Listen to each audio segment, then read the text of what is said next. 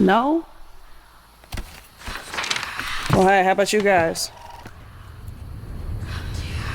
No? Nobody? Not helpful.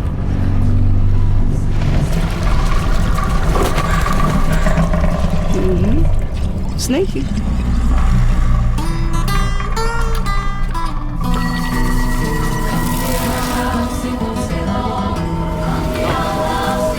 Well, they come to your house and it won't stay long. Well, you look in the bed and somebody'll be gone. They'll go give you time to get ready.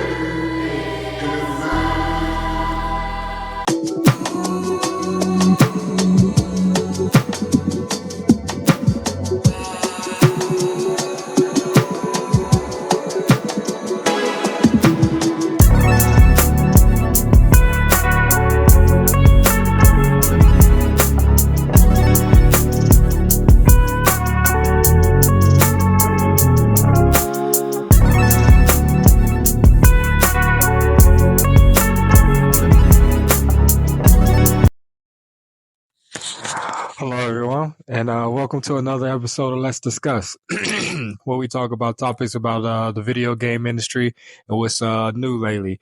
And I appreciate everyone who's subbed up and who's liked and gave me feedback. We still stuck at 80, but hopefully this may be changing it. We can get up to 100 as the goal is. So definitely tell everybody, try to help your boy out. But it's been a kind of a cool week in gaming this week. Of course, like we talked about on the previous time, is the PlayStation 5 Pro came out. A lot of people are excited about it. Like I said, I am the target, but for the moment right now, the funds ain't working because I'm, trying to grow this channel and I need to get a new PC. I need to get a lot of things that I would like to have to fully extend this channel and, have the clarity a lot better and then learn some more things. So, and definitely clean up on the editing. So I'll need some programs and stuff like that to do that. And then, Mr. Phil Spencer of Xbox, he had an interview and it's pretty interesting. The doom and gloom team came out of nowhere. But I want to speak on something a little bit past that. It's also this past week, as you can see behind me, is a game that's coming out for Xbox and will be on Game Pass. And it's called South of Midnight. And later we'll get to that, but I would like to speak a little bit more on the PS5 Pro because a lot of people had a lot of things to say. And then if you're on X and you see the console warriors and everyone are coming out of there, what work, it's the best thing since sliced bread, everything like that. Eventually I will have to get one. I will tell you that now. I'm being 100% honest with you. Once we know what's going on with GTA 6 and how far that's out, because in the Phil Spencer interview, they talked about having a handheld version of the new Xbox or whatever that is. I'll 100% be getting that because that's something else I'm looking to have is in the handheld space, especially if it's able to have Steam, which is even better. Excuse me. So with the PS5 Pro, there were wild speculations out before. We didn't really know the specs. We just knew that it would be a lot faster and kind of, catch up to where we need to be at in the game industry, which is like standard 60 frame per second, 4K clarity. And for the most part, I'm seeing some of these games achieve that visually. Maybe some I can't tell, like I said, but I'm not watching it specifically on my screen to know. And for a lot of the games people have been showing, and the one I heard is the most impressive is Horizon, and it's the remaster. But what I haven't been seeing is a lot of people putting like Horizon on the base PS5 and then Horizon on the PS5 Pro and letting them run. So I'm only seeing like how gorgeous Horizon remaster looks, but I'm only seeing it only on the PS5 Pro. I would love to see if anyone of you guys out there are can recommend a channel that I can see that has them side by side so I know what I'm paying attention to. And it's not to like come at PlayStation or anything like that. It's just so I know, do I really have to wait till Grand Theft Auto 6 to come out? Or maybe there's some things that I may enjoy and say, oh, okay, I see. And for right now, I still don't see it. And one of the biggest ones that I think would allow me to go, okay, I need to get this is still one of my favorite games of the year. I'm still playing Metaphor, and that's up there. But was Black Myth Wukong. And that had a hard time running on the PS5. I ignored a lot of things because I just was enjoying me playing the game. But like I said before in previous videos, there were a lot of bugs, and there was times where a thing was just stuttering and it just couldn't hold up. It couldn't hold up at all. And there was moments where I've had crashes, but I ignored it just because I really was enjoying the moments that weren't buggy. And with the PS5 Pro, the frames per second are a bit smoother. You can get it closer to 60 range. I've seen a lot of 45s to 50s, and I've still seen some same stuttering, and I've still seen some things, and that's not the fault of the PlayStation 5 Pro. Sometimes it's optimized, like actual the game devs actually having to go in and utilize the extra memory that they have with the PlayStation 5 Pro. So maybe in an update, it may be consistent 60 or get rid of the stuttering. But at the moment right now, just out the box from the videos that I've seen, I haven't really seen much to make me go, oh, okay, yeah, okay. Maybe I can do some replay or add, I haven't really 100% the game, but I'm pretty close to platinuming it. That means I have to do one more replay of the game. So maybe if they fixed it up 100%, then I may, jump back in and get the PS5 Pro. But for right now, I don't really have a strong yearning for it. But I'm happy for those who do. I don't pocket watch. We don't do, like I said before, we don't do politics here. I'm going to have, but to make that a caveat, I'm going to have to insert just a little bit on this episode. And it's not going to be nothing too crazy, but it's going to have to do a little bit more with what you're seeing behind me and South of Midnight. And so speaking of that and the transition of South of Midnight is we would say like it's 3D, but it uses the stop motion effect. Or if people who don't know about that, that's like Wallace and Gromit. That's like a little bit of the animation that comes from Spider-Man Into the Spider-Verse and so on. So it's kind of using that animation style. We call it on the twos. And so it has that like feel to it, but it takes place in Louisiana in the deep South of the Bayou. And so it has its enrichedness in Southern, culture. And even with the main character, Hazel, with her understanding or her like a voice, the music, everything is just South. And a little bit for people who don't know, I grew up in Marietta, Georgia. So I come from roots of South. So when I hear them speak and I hear the dialect and I hear the conversation, although Louisiana and Georgia have two different distinct sounds, just the always saying yes, ma'am, always saying yes, sir, the attention to detail in how people speak amongst each other. In the South, there's racism, but at the same time, you still respect. So that person may not like you across the street, or you may not like them so much, but you'll be like, good morning, hello, good night. You know what I mean? Grand rising for those who know. But we would say, good day, sir, good day, madam, however that is. And our miss, or Mr. or Mrs. And we always use those to show respect to those in front of us, even if there is racism in it. That's just the beauty of the South. Like, it just is what it is. It's its own thing, has its own like understanding. So when I first saw the first trailer of this game and hearing the dialect between an entity and the Hazel, it was just a really nice, like, oh, this reminds me of home type thing. And so what you're watching right now is a documentary of this game. And this game is made in Canada. So that's where, like I said, the politics of this may come into it. And I'm not bringing it in for any negativity. I'm bringing it in to really let people understand how game development works and how, like, it's difficult sometimes to be across the country and you got to make, a game that is in New York, where you're a French guy who's never visited New York, but you have this task of maybe doing, the design of like Brooklyn, you know what I'm saying? Like, that's maybe a difficult task. So you have to do as much reference work. And in your reference work, there may be some things that just are missing that people from the place will be like, hey, well, actually that bodega wouldn't look like that, or that bodega definitely wouldn't be there. You know what I'm saying? And so those become like challenges. And the director of this game is from the South, but he lives in Canada. And he has to now direct his team to make this come alive.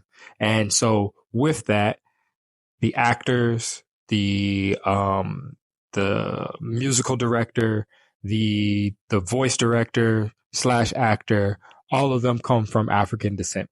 And this game is based off of Creole and African like folklore that happens to be down south with all these different entities or different people that, you know, have legends, literal real legends from the South.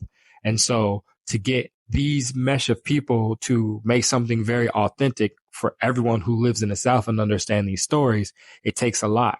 And the course of what I've been seeing in the game industry, or just more on X, which can be super toxic, is, you know, DEI or inserting things that don't need to be there. But in this case for this game, it needs to be there because the game's taking place in the South. So you have to bring people from the South to Canada to teach these people about where they're from, you know. And I've already, from after this has dropped, and there's been Paris who's went down there, there's been Khalif who's went down there to, or say up there, to check the game out and give their feedback and actually have interviews with the staff. And immediately everyone's jumping the DEI, everyone's jumping on, oh, this is black, or this is too that, you're forcing it down our throat, when the game, you know, 4 months ago, when they did when the first time we seen it more than 4 months ago, but I'm just saying, just in updates or before, it was like, oh, I can't wait to play this game. This game is, you know, different than I thought. And then as soon as you hear an interview with people of color and explaining how they want to make this authentic, now it becomes something totally different. And that I don't really condone so much, because like I said before, I'm an ex-developer, and one of my brothers to this day, I met him in college, and we had our introduction to game design class. And in that class, it was just him and I, the only black kids in there. And then we had 2 seniors above us who were closer to graduation. And out of all of the whole graduation class, which I left before, there was 4 of us, just 4. And this is a long time ago. Like, this was just 4. And just him and I and our group of classes. How we met each other was like, yo, what up, brother? What up, brother? And we actually became brothers, literally, from that moment.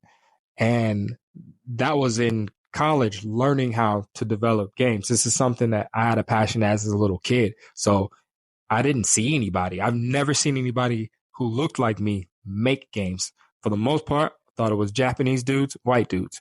And I don't like to target or name people and stuff like that. People who know me know that's not how I am. But I'm being honest with you guys right now. But tell you, like, there was only 2 of us in our introduction class. And so for me to see now generations of different cultures and different people learning how to make games, and that's their passion, is amazing. Because I'm not saying I'm some forward marching, you know, I'm not doing the Martin Luther King joint, but I was around the time where it was very rare. You go to a studio and there's one of us in the whole studio. I'm not saying it needs to be placed or anything like that. I'm saying these are people who have passion for games and they want to make games. And ever since I was in the 4th grade, this is what I wanted to do. So there are people out there who really study their tail off, who really go to school, who works hard. My best friend, my homie, my brother, Larry Charles, he's worked for a lot of different gaming companies and contributed and made a lot of games that you guys love. The Call of Duties, so many games that I'll be sitting here all day trying to name it. But the most prevalent one that you guys have all played, you've played his levels, you've played his background, you've played the stuff this man has made. And he didn't just get entered because he's black. No, he worked his tail off and he got to the position that he needed to do to make what he needed to make. And I'm telling you, there's a lot of people in this industry who've worked their tail off. And I'm not going to let nobody tell anyone else that they don't deserve to be in the position that they need to be in because of something. Because you have to know what you're doing to even think about making video games. It's tiring. You don't get paid as much as you think you get paid, especially in entry level. And you're working a lot of hours. You literally can work a totally cool 9-to-5 job and make more than what you're making in the industry. And then sometimes, even after you finish a game, you may get a pink slip and be like, deucers. So like, will never, ever, ever combat and challenge any developer who's working on something and say that they're there because of this, because that's not the truth most of the time. And if it is, it's usually the opposite. I'm going to be real with you. And I'm being stern on this is because I don't like the rhetoric. I don't like where it's going. It's dangerous. It's not cool. And it's sending the wrong message, because as a kid and me growing up, this is what I wanted to do. As soon as I put my hands on a controller, I was like, this is it. This is how do I do it? And I had to figure it out, because there wasn't no ads. You should, be a video game designer. We didn't have that. I had to literally search it out to try to find it. So I'm going to be stern on that. And it's the only time you may see me even get a bit of political, because it's not fair to those who work their tail off to get the position they needed to get to, especially being of color. And I'm telling you, it for me to get in the positions I was, it was really hard, really, really, really hard. And you had to work your tail off super hard, because as you're seeing now, there's backlash for it. And that's now, you know what I mean? Imagine 10 years ago, imagine 15 years ago, where it was really hard. It was really hard to get into these type of positions. So please don't let this narrative run away of people trying to do this or people trying to do that, or you only here because of this. No, there's people who've worked their tail off to get in the positions and get where they needed to be. But back to South of Midnight. Sorry for the long rant, but I just had to do that. This is the only time you'll see this on this channel that, may occur. But yeah, it's a third person action game. And now we know it's a bit more narrative driven. And from the first trailer, it was the music that got me. The music is what got me. It was super South, using, banjos, using just like choirs. It was just like, it just had that South sound to it that drawn me in. And then learning more about Hazel and learning more about, where the game direction is going from this documentary has got me even more excited to play the game. It kind of reminds me of, Kena which is another awesome game that a lot of people loved that game until they found out who the directors was, until they found out who the type of team it was, which was mostly, all black, team who created this, and their animation is on Pixar level, but apparently they didn't deserve or earned it. But, like I said, there's reasons why people are in this industry, and I'm gonna work hard and really be diligent about that. But what I really dig about South of Midnight is one of my favorite animations of all time will be Spider-Man Into the Spider-Verse. I fell in love with the animation. I fell in love with the style. That's more my type of style. If I was just to draw freehand, it would be more my type of style. And the art director, I'm forgetting his name. He's a Spanish guy. His work is insane. His work is some of the best just art and style you've ever seen. He also did The Witness on Love, Death, Robots. And then I can't remember the second animation he does, but now he's pretty much tied with Love, Death, Robot. He's the star of Love, Death, Robots. And if you've seen The Witness and Love, Death, Robots, it's the same guy who was the art director and Enter the Spider-Verse. So this kind of has that animation of it too. So that's also what's drawn me to the game, and just learning the story more. And, in the demo, when they first showed, of the Xbox, conference, it was, she was battling a gator, against the name's Two-Toe Tom or something like that. Yeah. Yeah. And that's just kind of, when you just hear the Two-Toe Tom and this alligator, it don't make sense, but it makes sense because it has this lore into it of just the South. And I'm just really, really, really excited for this game. It be the acting, the story that I want to get to know, and just the way it looks all around. It just looks very interesting, and especially the soundtrack. I'm really, really, really excited for that. So that's really it on that. And then for me, for what I've been playing mostly, I've been mostly just dabbling between everything. In between Metaphor, Mortal Kombat, I'm gonna finish, but I got flagged because I didn't change the color of the blood in Mortal Kombat, and so I think I got flagged for that. That's why I haven't really come back to it, because I really need to study up on okay, for these videos, what do I need to do so I don't get flagged. So that's why you haven't seen the closing to that, because I got to figure that out. I mean, I know I can just change the color and work it out, but also I wanted to at least be authentic to the type of games that I play, and also in the future understand what I have to do to control these videos.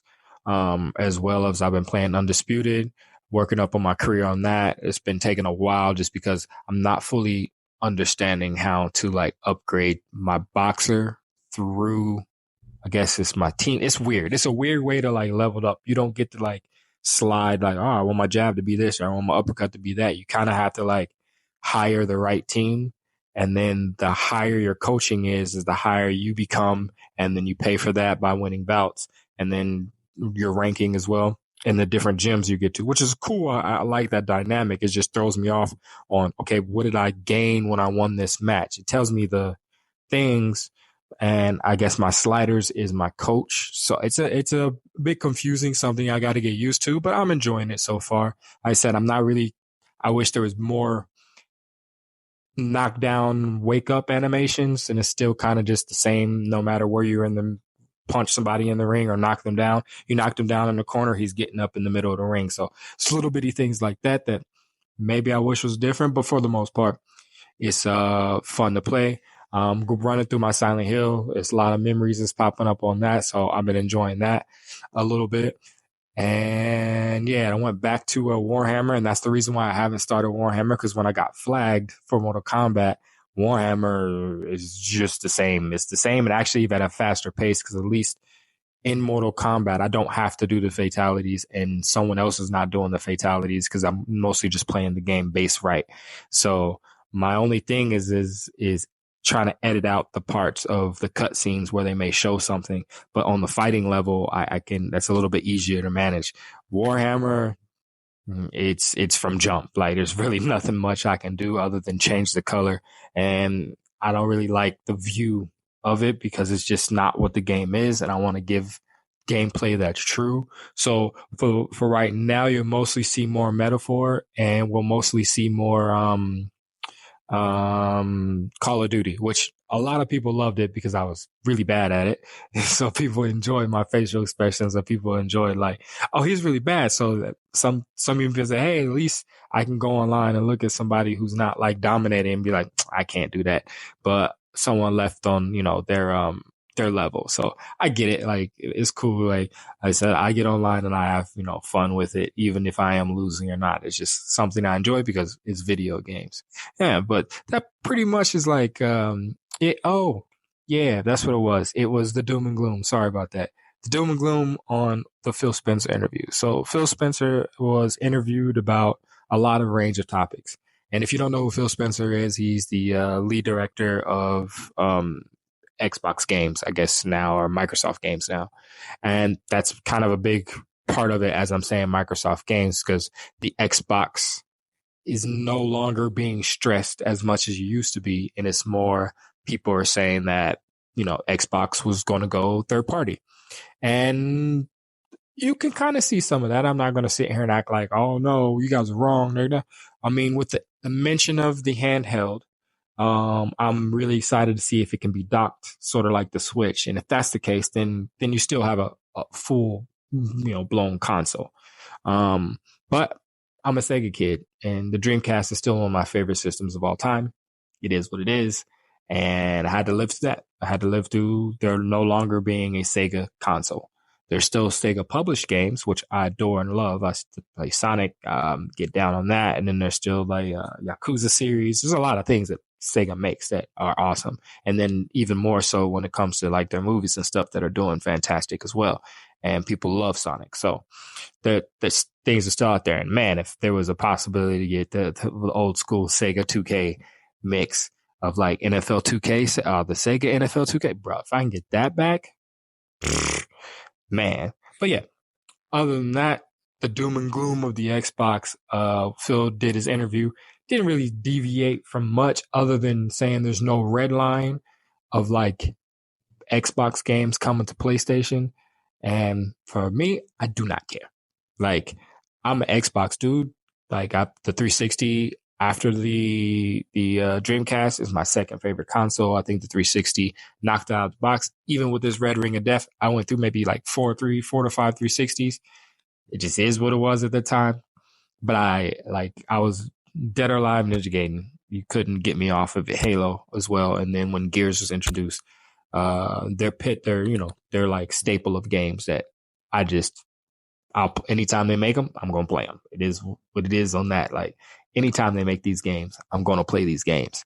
And for it looks like there's a possibility that those games could hit the PlayStation, which for a lot of people is weird. For me, like I said, being a Sega kid, not so weird. It's not, seeing Sonic race Mario on Nintendo. Hey, Sonic and Smash Brothers. Hey, it's not out of the realm of video games. The one thing I will say is Microsoft has always been super forward in games. They've always introduced concepts that people were like, that's stupid, or that would never work, or why would you do that? That's dumb. And now they're literally like staples of what we do. One of them, online play. Imagine not having online play right now. Yeah, Microsoft was heavy in that, big part of that in the game industry. Sometimes don't even get their credit for that, And what I'm trying to say is sometimes they're way ahead of everyone, that the decision that they make right now just seems like out of this realm, and people are like, what's happening, and freaking out. For me, I don't freak out about it because no matter what, I love games. I don't necessarily love the publisher who's making the game. There's cool, obviously Rockstar, you come with Grand Theft Auto, everyone loves that. But I'm saying in general, I'm not tied to something, and I would never really be tied to something because exactly what happened to Sega can happen to anyone, And as we're looking even on PlayStation, as much as PlayStation people don't want to see it, not saying they're not going to make another console. Shout out to King over at Iron Lords podcast. He's going to be on that hill of no PS6. But for me, I just think that Sony's always been the last to concede to what the industry moves to, and they can be because they're number one. But they're number one in a thing that may not be a thing anymore to a lot of people.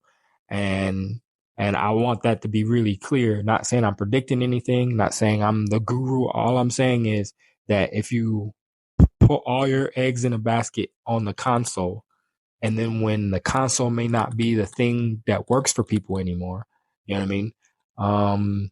What's the other means? And I think Xbox has been kind of forward on that. Like, hey, look,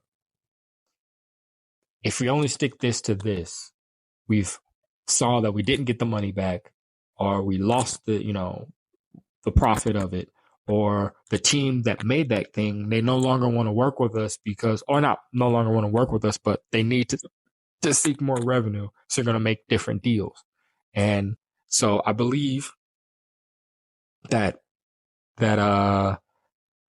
what the industry is moving towards is maybe closer to that step where PC may be the red line, or something else.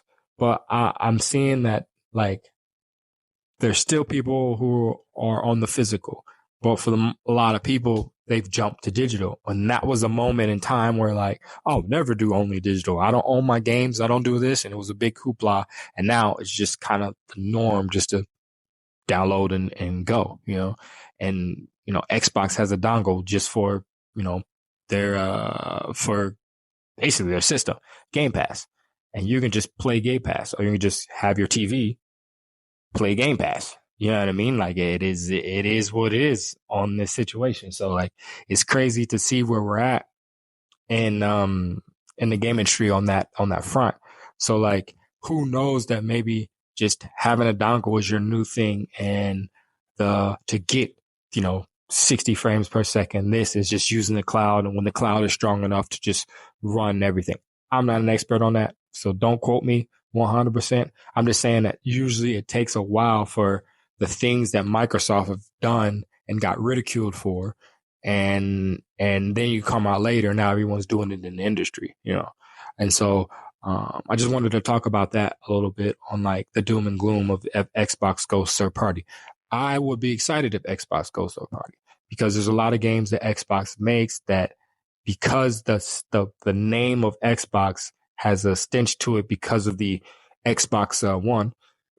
Excuse me, because of the way the Xbox One went, that there's a lot of games that people just didn't touch. There was, oh no, this system is not doing well, blah, blah, blah. Or because of the console wars, that anything Xbox made was automatically trash. Oh, that's a kid's game. That's a kiddie's game. No one cares about that, blah, blah, blah. That now that it's on PlayStation, they get to play it and be like, oh no, this game is actually pretty dope. This is super dope. Let me go check out what was, I played, the first, the remastered version of Gears. This Gear series is actually pretty sick. And you get into 5 and get into, 6 and so forth. So if that's how it happens in the game or in the industry, I want everyone to be able to play things. If you're just stuck to Xbox and haven't played a God of War, man, like imagine getting that, booting it up if it was on your Xbox, however you wanted to play it, or best, however you wanted to play it. And you had the ability to play it no matter being strained to a console, because these games are dope. Like there's a lot of dope games out there. And for me, what I don't like in the industry is when a game doesn't get a second chance. And there's a few games I would say in the industry that I'll sit on the hill and just be like, oh, I wish it's got a second chance. Rise of Rome, I wish it had, like, if I showed you Rise of Rome now, you would think it's on a console now. And this was on the Xbox One early days. And I can't, like, the graphical fidelity on this game is crazy for the time that it was. And it just needed some extra tweaking. It just needed them to listen to the feedback and just make the thing that everyone asked and keep the graphics, and they'd have been money, house money. I think everyone needs their Uncharted 2 moment. Uncharted 1 was good enough for everyone to raise their eyebrows and go, yeah, this is kind of cool. I like where this is going. If they maybe tweak this, do this, add this. And that's exactly what 2 did. And then it just ramped up from there because now they have a base to go after. And I just wish that games got those moments, that games had the ability to be able to do that. And the same goes for Hi-Fi Rush. Hi-Fi Rush was already polished. Hi-Fi Rush, in my opinion, was already good enough to be a sequel, but the way the industry goes and Xbox had to shut down the studio, that hopefully there was a thing about them chopping the studio so they still can make Hi-Fi Rush 2, which I hope they do. But I think games really need their Uncharted 2 moment. And I really believe in that, because your first time out is tough. Making games ain't easy. It's not easy at all. It's very challenging. And sometimes your second go around may be the one, and it may be the one to like propel your studio. Because if Uncharted didn't do well, we don't have The Last of Us. If Last of Us don't do well, we don't get the revised version of God of War. You get what I mean? So it took Uncharted 2 to be like, so Naughty Dog can do what they do best. And they got that second chance. And when they got that second chance, they're like the number one studios in the gaming industry. Like people adore Naughty Dog. So you need that second chance. And I think the publishers are more so the shareholders and investors. I think in the industry, we need more people who love games, that have the type of money to like lend out because they understand the process, understand it's not easy, and they may be more patient on the return, to allow these developers to do what they do best. Because when they're able to do what they do best, you'll get those type of games. You'll get those games that last forever. Get those games that'll literally boost your company to where it's at. If Uncharted did not hit, PlayStation would not be in the position that they are right now. I'm just honest truth. If they didn't get a second chance on an Uncharted, I'm talking about, like, this is around PlayStation 3. We were arrogant, cost too much days. You know what I mean? Where 360 was killing it, thriving. You know what I'm saying? So like 100%. Sometimes you just need to bet on that second chance on that game. And so I will preach that to the end of the day. But sorry about the rant. I know it's been like 30 minutes on you guys. But I had a lot to say because it's been a little bit. And excuse me, I just had a lot of work that just popped up within these like few weeks.